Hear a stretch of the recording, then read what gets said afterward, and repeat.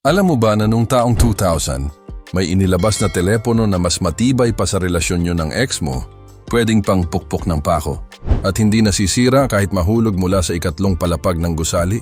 Fast forward ngayon, basag agad ang screen ng smartphone mo kapag nabitiwan mo lang sa kama. Oh, mga Lodi, welcome sa panibagong kwentuhan.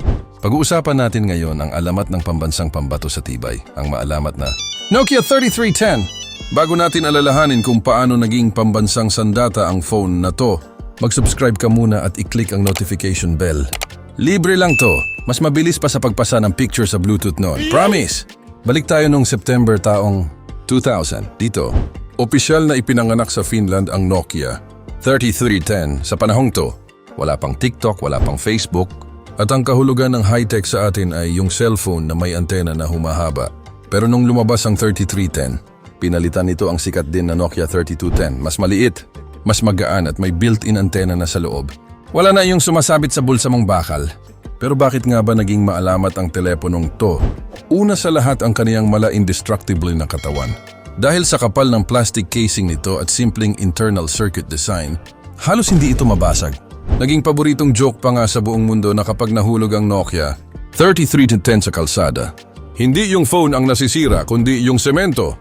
Pangalawa, ang battery life nito. May 900 ma. Battery lang ito, natunog nakakatawa. Kumpara sa 5,000 ma.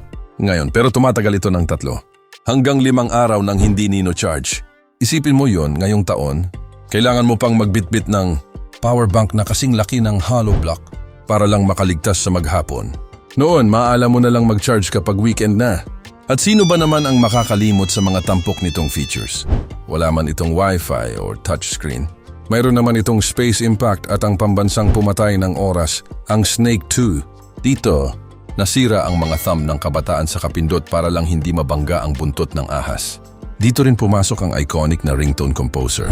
Yung mga tipong bibili ka pa ng tabloid o magazine para lang kopyahin. Yung mga numero at letra para magawa mo yung ringtone ng Pusong Bato o kanta ng Eraserheads.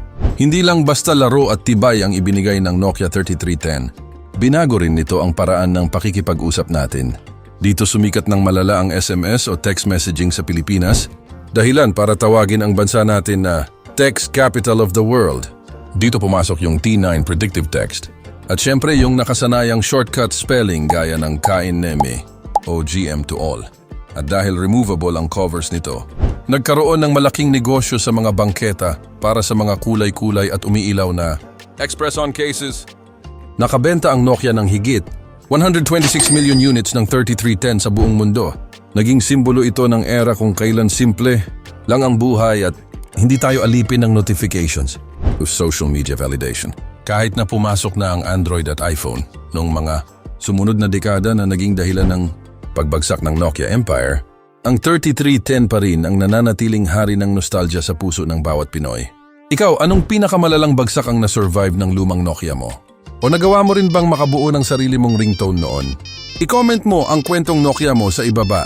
Kung nag-enjoy ka, nag-reminisce sa kwentuhan na to, huwag kalimutang i-like, i-share, at mag-subscribe sa ating channel para sa marami pang kwentong tech at nostalgia. Kita-kits tayo sa susunod na video.